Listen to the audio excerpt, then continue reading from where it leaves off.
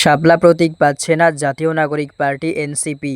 আগামী ২৮ সেপ্টেম্বর থেকে অংশীজনদের সঙ্গে সংলাপে বসছে নির্বাচন কমিশন ইসি। প্রথমে শিক্ষাবিদদের সঙ্গে সংলাপ, পরে জুলাই যোদ্ধা, নারী নেত্রী, পর্যবেক্ষক, সাংবাদিক ও রাজনৈতিক দল। মঙ্গলবার ২৩ সেপ্টেম্বর নির্বাচন ভবনে ইসির সিনিয়র সচিব আখতার আহমদ সাংবাদিকদের এসব কথা বলেন।